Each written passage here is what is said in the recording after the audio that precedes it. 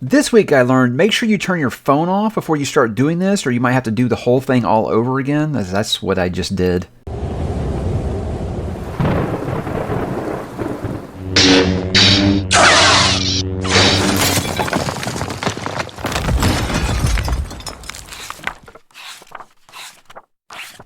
Hey, what's up, bookworms? Mike back with another weekly update as we continue to roll through the month of February, and I continue to roll through my February TBR, and that's a great place to start, guys. Let's go ahead and talk about what am I reading. I did finish We Are the Dead by Mike Shackle. Guys, I had a great time with this book. As great a time as you can have when the content is this messed up.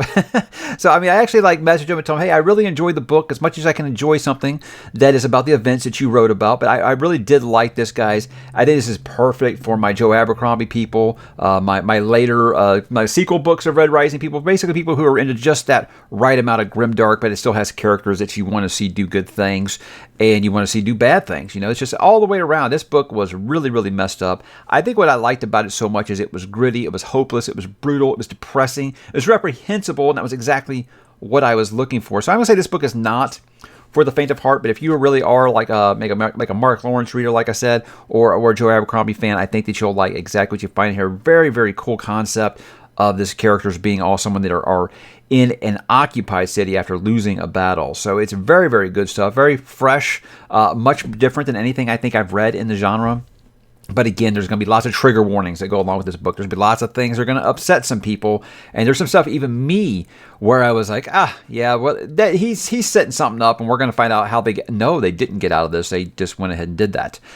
So not only does Mike do those things, Mike does them with an exclamation point. So he is not here for your feelings. But I like this so much, guys, that I am reshuffling my schedule right now so I can fit book 2 next month and book number 3 in April. That is the current plan. So very, very great recommendation from Petrick and the brothers Gwynn. They're the ones that really did push that one on me. Thank you, guys. You continue to understand what goes on in this black heart of mine. I appreciate you so much. I started Golden Fool, guys, and I'm going to say it's slow going here at the beginning. I'm about 30% in. It's finally starting to have a direction, and I know that's just the thing is with Fool's Errand is I think the first third of that book, like there isn't a real direction. There's nothing really going on. I think I just like that slice of life better. As this one is just like, you just spent 2 chapters, Ms. Hobb, explaining everybody's attire to me. I was having Robert Jordan flashbacks there for a minute. You gonna tell me about the patterns on the dresses here pretty soon? Now, again, she's a magnificent writer. She really is. It was like, all right, it's been like 200 pages now. When are we going to get going with the story proper? And I think we're finally getting there. So I talked to Philip, who I'm reading this along with, and he's already finished it. And he was saying it does have a slow start, but it does take off. And I'm sure that it will. Most of her books do tend to lean that way a little bit. And I don't know. It just feels right now, I'm starting to feel like there's a little bit of middle book in here when it comes to a trilogy, but I'm hoping that I'm wrong. The things I'm wanting to see, because this is very much a transition point, I think, in the story. And I'm just kind of wanting to see, certain things, and she's not giving those to me yet. But I'm going to continue to wait and see where she takes me as I continue working on that all through this week. I didn't get very far, but I started the Judas Blossom by Stephen Aryan. He actually sent me an arc, and I'm supposed to be getting together a blurb for them. So I've got to read a little bit further than I have. I've only read like about a dozen pages. Interesting setup for sure. Can't really say very much about it yet that I feel like it would just be me saying, hey, I've met like these 3 characters and they've done this so far. So I can't really say a lot about it, but I will be continue working on that one this week. And as far as the Percy Jackson thing goes, guys, we did get a little further, about halfway through the Titan's Curse now.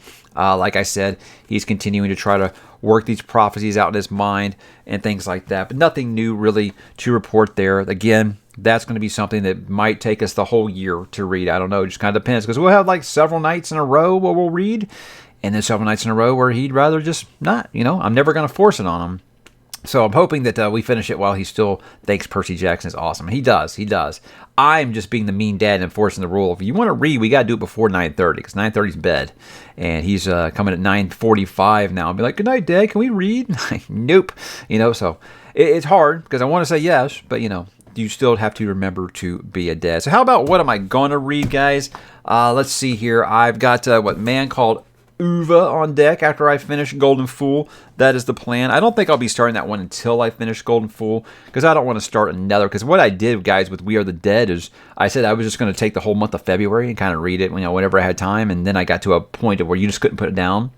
And then it just kind of took over everything else. So I don't want to start another book until I finish Golden Fool, because I feel like if I do, I'm going to continue to make Golden Fool last the whole month. And that's not anything that I want to do. So I want to go ahead and finish that one first, and then kind of start on Man Called Uva. Almost a Man from Uva. I don't know why. There's a Man from something book I'm thinking of. Anyhow, and if I get through those somehow, if the week just takes off, I got The Tyranny of Faith by Mr. Richard Swan on deck and waiting. That's really all I've got planned for February. So ahead of schedule, as usual. I appreciate when I can stay ahead of schedule. That's why I kind of keep my TBR to 4 or 5 books like they are, just in case things come up. I do got a camping trip coming up with the boys and things like that. So real life stuff can't get in the way, so we'll see what happens. I do have some If Time books that I will probably be getting to, but we'll talk about those next time. Let's talk about this week on the channel, guys. Kind of a weird mix of things this week. I did my book haul, as usual, for January 2023. I said that's earlier than usual. When I do them really early in the month, it's because I need a place to get them, because I put them all right here by the desk so I don't forget to tell people thank you for the stuff that they sent me. And it was a little bit much combined with those Witcher hardcovers that I bought for myself, and so it was starting to make a little bit of a cluttered mess. So I went ahead and got that video out, and I always do appreciate everything that you guys send me, and I hope that comes across in that video how thankful I truly am, because I don't ever expect you guys to send me anything. So the fact that you will take time out of your day to do that for me, I think it's the greatest idea that you could have for someone like me. And I think it's just amazing that you continue to do that. I thank you, even though I don't have room for it. It's okay. It's anything I'm not going to stop doing. I mean, I still pick up 4 or 5 books myself per month. So it's not like I'm like, oh, I'm out of space, I can't buy anymore. That will never happen. As for the next one, guys, this one was kind of weird because it was one that I did a short for, asking if this was really something that you guys wanted. And overwhelmingly, the answer was yes, because you guys wanted to see more of these. You want to see more of my coffee mugs. I said I thought it was the weirdest request I'd ever gotten on the channel. Actually, I've gotten weirder, but this is one of the only weird ones that I would probably say, yeah, I'll go ahead and do that. I thought it was a interesting way for me to try to present them, because I was like, I don't think my wife would like it if I went and did a tour of our kitchen right now. So I thought the best way was to kind of present them all on the shelves and things like that. There were a couple that I left out that were pointed out to me. Hey, I sent you a mug. Where is it? Things like that. Some I've gotten other places. There was one that someone sent me that was like a pug mug, and my wife actually used that because it was so wide. She actually used it to grow a plant in. So, not that kind of plant, you weirdos. No, it's for a school project. She is a teacher, you guys. But she grew a plant in that, so I was like, well, I'm not going to use that one. And then another one that Madison got me, it was for the movies, and I keep it with my movies and stuff in the whole media room. So, anyway, cool. I hope that people got what they wanted out of it. Feedback's been kind of on it, and that's fine. I get that. That's probably not the content that the majority of you are here for, but I do like to give, if I get a lot of requests for something, that's a video I'll usually make, and I do have a lot of people all the time. Now they're like, hey, let me see your rock t-shirts. I'm like, wait a while. Maybe that'll be a Mike's Media Review thing. I don't know. We'll see. Went ahead and did my long-delayed Ship of Destiny review. That's the last Robin Hobb book I'm going to do on its own as a standalone by itself. I'm going to start doing a series after this. So starting with Tawny Man, I'll start reviewing them by trilogies or quartets, however she does those. Just because I think if people haven't read those, they don't have any interest in watching the sequel books, and I don't think that the Hobb fan base is pretty big, but I don't think it's big enough, like Wheel of Time, where I had, plenty of an audience that wanted to hear me talk about those sequel books. So I think I'll just continue to do it that way and leave like the real getting into the nitty gritty of every single book and those spoiler discussions that I'll be doing with the panel of the Elderlings with that fine group we've got put together. But Ship of Destiny, I think it was a very good conclusion. And I think the way I sold it was like it concludes how nautical fantasy should be written, basically. Basically I make fun of that blurb that George R. R. Martin has on all the front of her books that say fantasy ought to be written. So I try to work that in and be like, you know what, this is nautical fantasy that is a diamond in a sea of zircons. I love George so much. But saying goodbye to those characters in Ship of Destiny was rough, because I did really grow to love those characters. But as much as I was excited at Return to the Six Duchies, I do hope some of those characters return again when I get to Rain Wilds later this year. Did a couple of shorts. I did one because I got gifted this this book set from a viewer. Arc of a Scythe by Neil Shusterman was one of the series that he sent me, and I got some really, really interesting feedback on it. Some people said it's terrific, other people said it's absolutely horrible. I think, though, I was just asking for feedback in that video, and I know that most of my audience is adult fantasy. They don't do YA, so I know it's going to be kind of a weird data sample, really, there. But I think with that one, the feedback that I got from everybody was like, book 1, amazing ideas, book 2, pretty good, book 3, just fell off a cliff. And that's almost like, I'd say about 80+% of the responses have been great series, but book 3 really divisive, kind of lost its way. And that's always a bummer when you hear that, because that's what's keeping me from starting the Books of Babel, is everybody telling me how much of a letdown that final book is. That's why I've never read his Dark Materials, so that's probably not going to keep me from doing it. They look like they're low commitment. And that's the thing, is everybody's like, oh, well, it's YA, Mike, you're not going to read it. I don't have the problem with YA, like everybody said. I have a problem with YA tropes, namely love triangles, namely insta-love, namely wish fulfillment, girl boss, all that kind of stuff. That's not my brand. There's a market for that, clearly. That's why it's huge. It's just not for me, and I understand that. So I think I can go into a YA series being like, hey, this is just going to be fun, palate cleansers, going to be something low commitment. I can do that. So I might try to work some of those in sometime this year. Yeah, that same viewer also sent me the Maze Runner set, which I actually read Maze Runner. I think we saw the first movie and really liked it. And the trilogy, I believe, was complete at the time. So we read the trilogy. I haven't read the prequel or the sequel books. I think there's 2 more. There's 5 books in there, but I only know about the trilogy. But I read the trilogy. I liked it quite a bit. Thought it was a really good series. Even if it did leave me hanging with a couple of questions. Who knows? Maybe those 2 extra books there answer some of those questions I have. I don't know. It's been so long. I'd probably have to revisit that. Those are quick reads, man. You can read that whole trilogy in less time than you could read one of these Robin Hood books, honestly. But it's really cool. I also did a short for a new series I'm going to start with these shorts is called Frequently Asked Questions, where there's a lot of stuff where I'll make a video and I'll get a question in a video all the time from people that have nothing to do with what the video I just made. So it's basically one of those, like, people ask me this a lot because they don't know where to put it. And the first one I did for Frequently Asked Questions was, where should I start with Michael Crichton? And I hope I can answer that one there. I gave a couple of suggestions. Obviously, I think you can start anywhere with Michael Crichton because all of his books are standalone. It's not a connected universe or anything. I think it'll be fine. You can start wherever. I'm just always going to kind of recommend you towards my favorites, which is going to be like Timeline or Sphere or Jurassic Park. That's always going to be the ones that I think of first. Andromeda Strain. That's a one. Andromeda Strain is a real good one to start with. So I don't think there's really a wrong answer there. Congo is a great place to start. But with me, I was just saying, okay, I'm going to say I think that my audience would probably really like Sphere because I got a lot of sci-fi and maybe some Blake Crouch fans here, and I think that you'll see something like Sphere. You could see Blake Crouch writing something like that, because that's why I always say that I do feel like he's the heir apparent to Michael Crichton because he is writing kind of that same style. So that's kind of what I wanted to do with that. I did another one about how I got contacts. Just life updates. And shorts, anything goes really, I think, with shorts, so nothing really important, just kind of just talking about stuff, and that's what shorts are for. I know some of you continue not to like them. Some of you think they're fine, and some of you just don't watch them. I'm fine with that. Anyway, I've gone over that 3 weeks in a row about why I'm doing shorts now. I hope you guys will just suffer through them. Mike's Media Reviews, I started doing this thing on Friday nights, and I don't think it's going to be every Friday night, but, the TV and movie talk segments on this little weekly update deal here, I feel like they started to get a little long again. So I was like, okay, obviously there's a lot of stuff that I want to talk about. So I just decided, until I can ever get back to making long-form content for Mike's Media Reviews again, maybe I'll just start doing a little segment called Friday Night Live, where I just talk about, all the media stuff that's going on for the week, or just like a random conversation I had. Like, for example, I started talking about the best U2 album because it was a conversation that me and my wife had, or showing my kids these Arnold movies. But then it's like only like everything that's current. What's currently going on with Disney, why did Indiana Jones take up $300 million to make? Things like that. Just the current news, I think it's always a fun thing to talk about. The newest Last of Us episode, all those things. So I want to continue to do that on Friday nights if I have time. That's something I think is not a big deal. If you guys want to join and ask questions, I'll talk about that as well.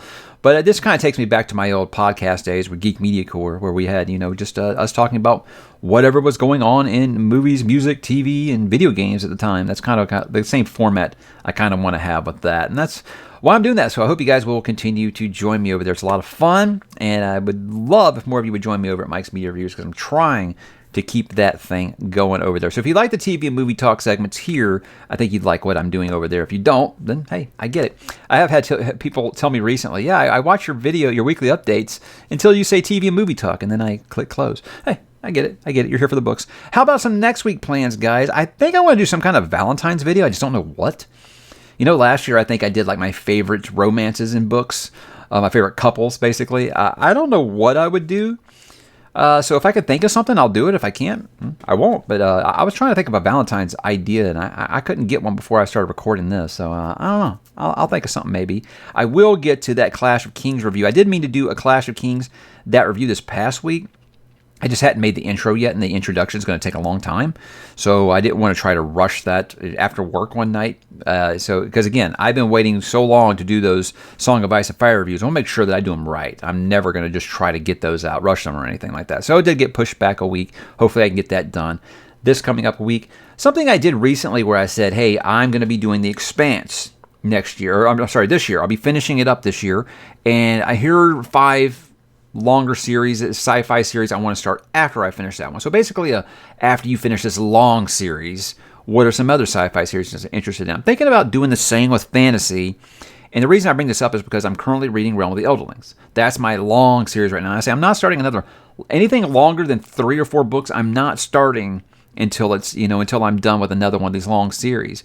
So I think after I finish Realm of the Elderlings, I'll present, a handful of longer series maybe that I would be interested in starting after I finish that, and take you guys' feedback on which ones you think that I should do, because I thought it was a really fun conversation.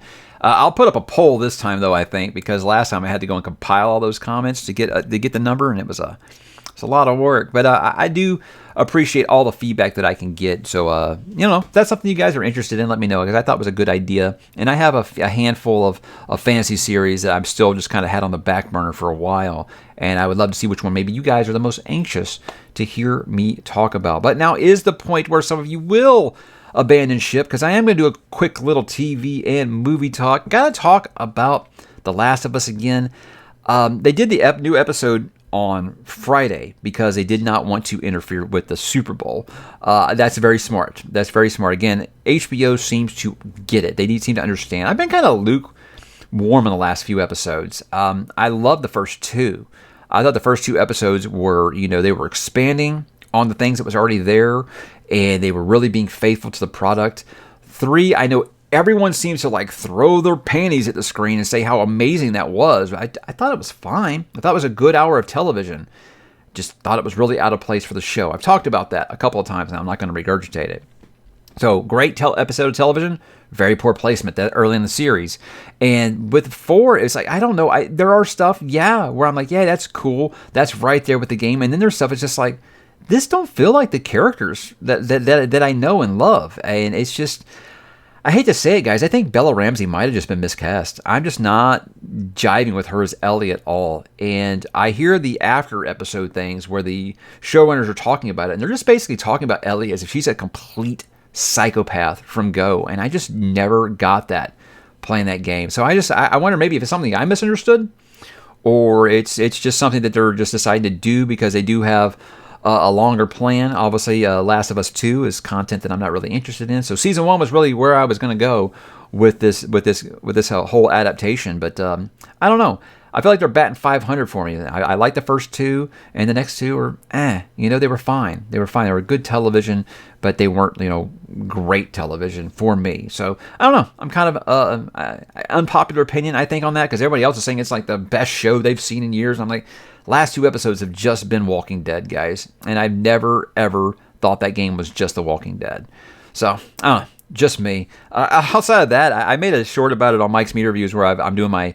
every couple of years or so, I'll do a rewatch of Battlestar Galactica. That's it's a modern one, not the 70s version, but the one that started in 2003 and 4. That is my favorite science fiction television show of all time, but it's also one of my favorite TV shows ever made.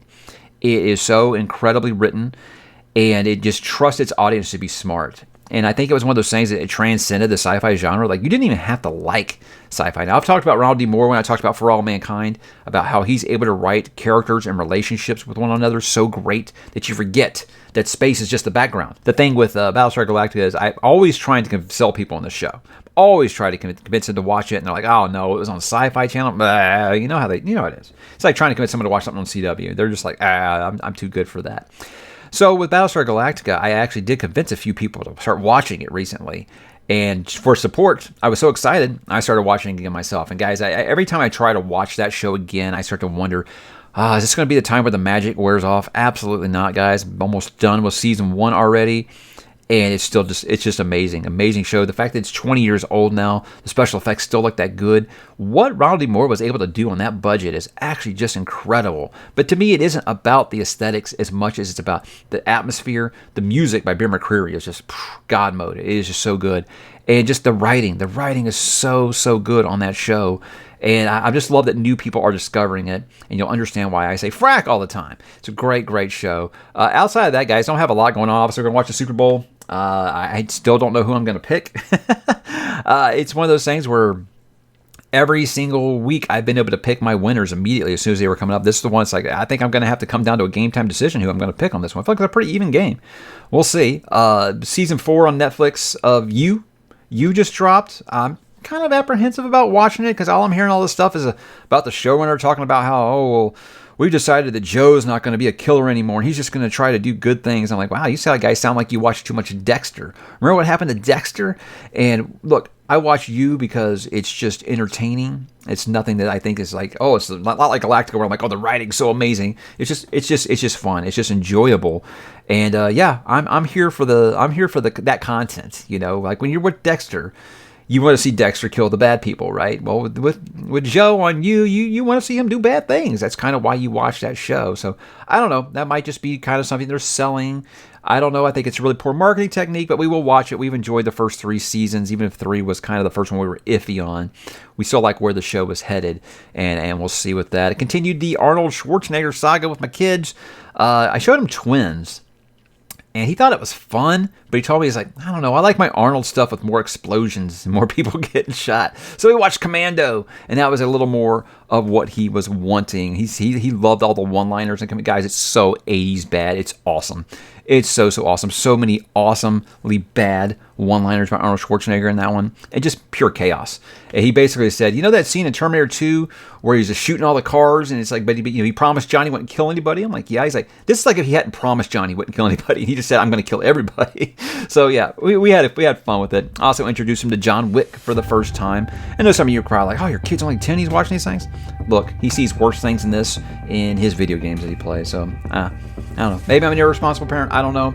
But now he does get a lot of the John Wick jokes, and he's excited to continue with that series. But guys, that was my week. What's your week looking like? I'd love to hear what you're up to, what you're reading, what you're listening to, what you're playing, all of those things and more. Drop in the comments, let me know, and I will talk to you there.